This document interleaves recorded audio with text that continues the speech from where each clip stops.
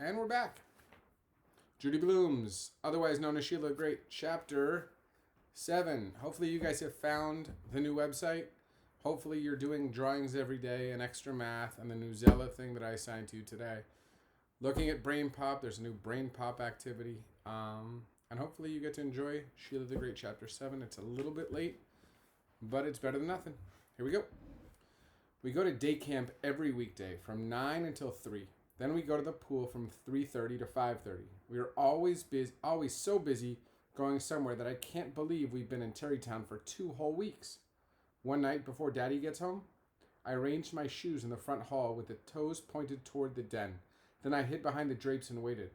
But between the den and the front hall was the living room and the dining room.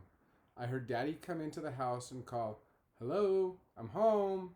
I hoped when he saw my shoes he'd come and find me right away, because there weren't any lights on in the den and the sky was getting darker every second. It was beginning to thunder. I don't like thunderstorms.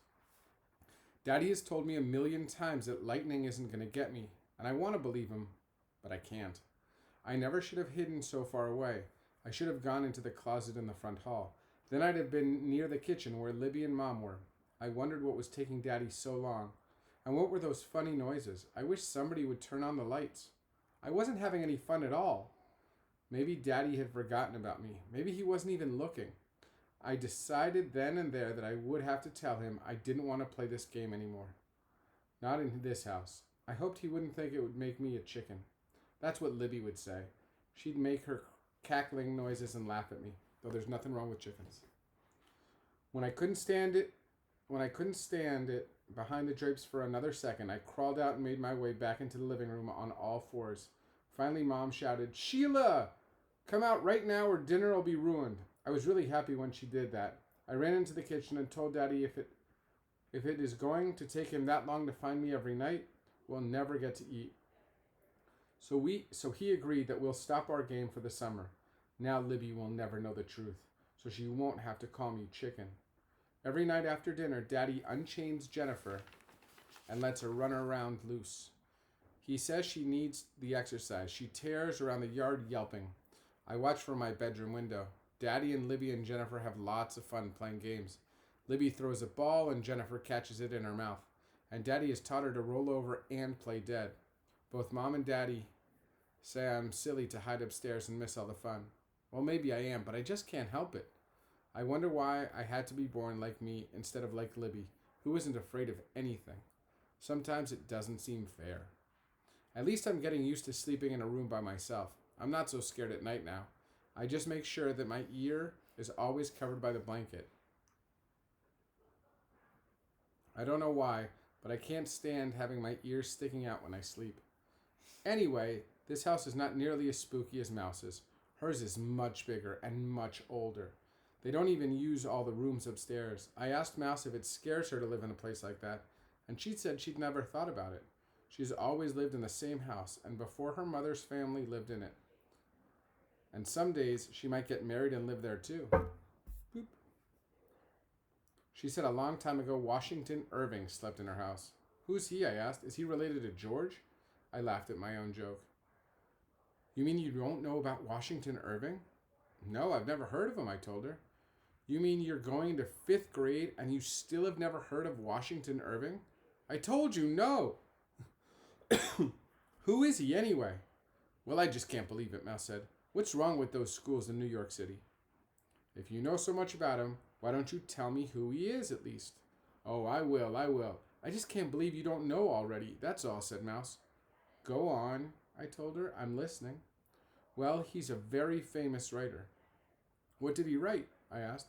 Oh, he wrote Rip Van Winkle and The Legend of Sleepy Hollow. I heard of Rip Van Winkle, I said. He slept for a long time, but I've never heard of Sleepy Hollow. You never heard about Sleepy Hollow and Ichabod Crane? That's right, I said. You people in Terrytown have a lot of useless information. If this Ichabod Crane was so important, I'd have heard about him in New York. Well, all I can tell you is that the Headless Horseman rode right through here, Mouse said, spreading her arms, right through Terrytown. So naturally, it's important to us. How many towns do you think have a Headless Horseman riding through them? What do you mean, headless? I asked. Oh, he was this man on a horse, and he had no head. And Ichabod Crane saw him and got very scared. But it's just a story, right? I mean, there's no such thing as a headless horseman. Well, Mouse said, it's kind of a story, but I believe it. In fact, I've heard him around here lately. Haven't you? Heard what? The headless horseman.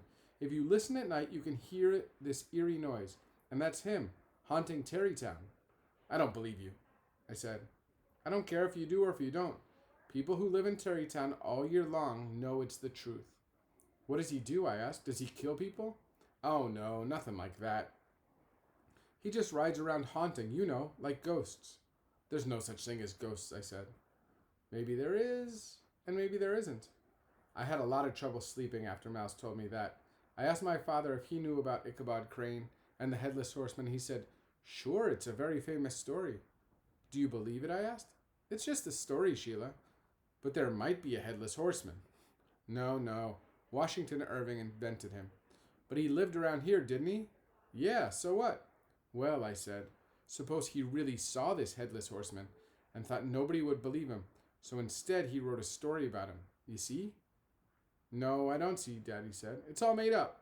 I'll bring you a book of his stories and you can read them. Then you'll understand. No! I shouted. I don't want to read about any Headless Horseman. After that, whenever I heard noises at night, I knew it was the Headless Horseman haunting Terrytown. I wished it was September and we could go back to the city, where there isn't room for any kind of horseman to go haunting at night. All right, guys, that was a short chapter. We're at chapter 8. You'll get this one tomorrow. I hope you're doing okay. I'm really enjoying seeing your artwork. Sonia's really enjoying seeing your artwork too. I hope to see you guys soon. Have a good night.